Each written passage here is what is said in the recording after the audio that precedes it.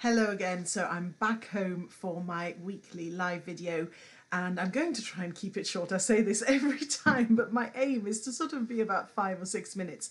So if you're watching, hello, Happy New Year, first broadcast of the year. And hopefully you can see by now that things have been going well over Christmas for me. I've really enjoyed some great food, but also been able to enjoy it in moderation thanks to the surgery. And a lot of it has been a bit trial and error and hit and miss, but I've been doing really, really well and I'm very pleased with how Christmas has gone. So I'll give you the weight loss update first of all, so I've had to write it down as usual. So total weight loss since my heaviest weight at the beginning of September when I decided to have the surgery is a whopping 23.3 kilos. That's 51.4 pounds, or for the UK, 3 stone 9 pounds, which I'm very pleased with. And that's been a lot of hard work, and obviously most of that has been since the surgery. 16.6 kilos since the surgery, which was 7 weeks ago today. That's 36.6 pounds, or 2 stone and 8.5 pounds. So I'm very, very pleased with that. Really good loss. And so far my skin's not suffering too much, which I'm really pleased to report, despite the fact that I'm really dehydrated, but I am moisturising with vitamin E all the time, and I'm also using vitamin C, taking vitamin E capsules to try and sort of take that in internally as well to help my skin. I don't know if it'll help, but every little helps. So what things, well, one of the things I didn't mention over Christmas, I kept forgetting, was actually dehydration can lead to postural hypotension. So low blood pressure when you change position from sitting or lying down to standing, as all the blood kind of drops to your feet.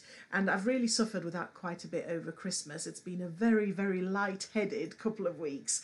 I am starting to find it a little bit easier to drink a bit more, so I'm still not drinking enough, but more than I was, so that's starting to even out a little bit. My blood pressure, I'm checking it regularly, and I had it checked at the doctor's today as well, is spot on at the moment.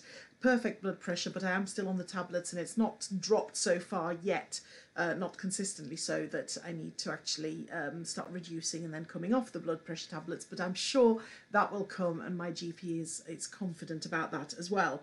And today I also had my first vitamin B12 injection.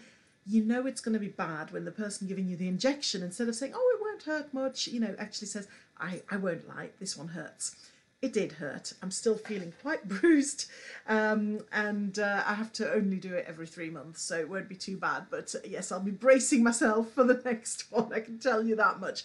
So that's kind of the main health update.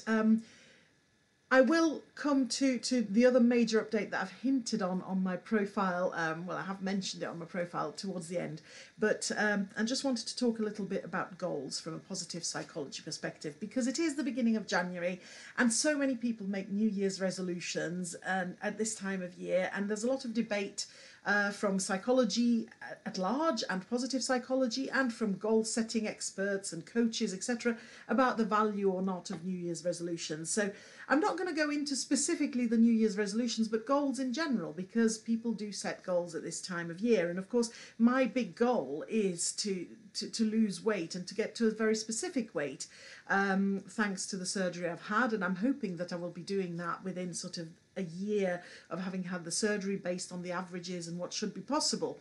So there's my goal, with lots of little goals that go alongside that, in terms of coming off the blood pressure medication, being able to go walking more, dancing more, all of these things, without suffering the physical ill effects of doing those things through being too heavy. So from a positive psychology perspective, what can I tell you about goals? Well, from a positive psychology perspective, I can tell you that actually it's more important to be progressing towards the achievement of a goal, in terms of what that does for your well-being and your sense of happiness, than it is to actually necessarily achieve the goals, which is perhaps a bit controversial in terms of goal setting, but that's what the positive psychology research seems to show. So people who are moving towards goals, particularly if they're meaningful and or achievable goals, if they're intrinsic goals, ones that really matter in and of themselves, then you are more likely to be happier than other people who are not doing that. So it's really important to set goals that are meaningful to you and that are important to you,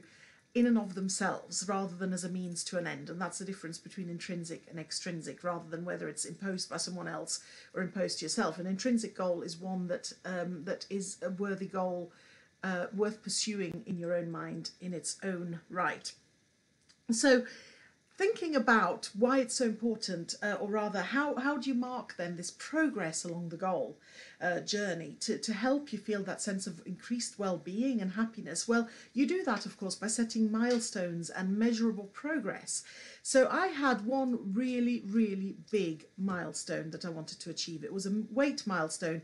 I had got very close to that weight 2 years ago in June 2016. For those of you who follow my political stuff, I won't go on about it, but it was before the EU referendum. I'd nearly got there, and then I got quite distraught by the result of the EU referendum here in the UK. And as an emotional eater, that really set me off track, and I put on most of my weight, well, all of it actually, again, and became heavier than I'd ever been before by September last year, 2018. So I had this goal, this milestone that I wanted to reach, because I haven't been below that weight for, I don't actually know how many years, but well over 10 years, I am certain. And so this was a big thing in my mind, and I decided that I would reward myself once I got below that weight. And I would reward myself with, dun, dun, dun, drum roll please, with my first ever tattoo. And not just any tattoo, I want a really beautiful tattoo on my left foot because it's my favourite foot. Other story altogether, it's a nicer foot. I don't think everybody has a favourite foot. I have, it's my left foot. But by Alice Perrin from Tattoo Fixers. So I'm not going to apply to Tattoo Fixers because I specifically want it from her. So I have, as soon as I reached that goal, that intermittent goal, which was yesterday afternoon, I weighed myself and I realised I was below that target. I'd done it. I've emailed her. I'm sure it will take a long time to hear back from her. She is very, very busy with filming, etc., and her own studio, of course, and I'm sure it will be months before I can have an appointment, but I want to get that booked, and that was the big deal. So I'm really excited that I've finally been able to send that email. I have waited for over 2 years, when I was last that close to the goal, to being able to do it. So that's my first milestone. I'll need to now set some rewards for the next ones. The next mini milestone will be being halfway to my total weight loss goal, which is going to be very, very soon, in under 4 kilos time. So watch this space. I'll have to think of a reward for that one. Yes, set and celebrate those little milestones, and that will really help with your well-being, whatever your goals are, as long as your goals are meaningful to you and as long as they're intrinsic, because that's also really important from a well-being perspective. And I am purely talking from a well-being, positive psychology perspective. So that is it. That's my update for this week. I hope that you are doing well with your own goals, whatever they are, and I hope that you've had a wonderful Christmas and start to the new year, and that we can together celebrate lots and lots of achievements along your own goal journeys in 2019. But for now, have a great weekend, and I'll speak to you again next week. Bye.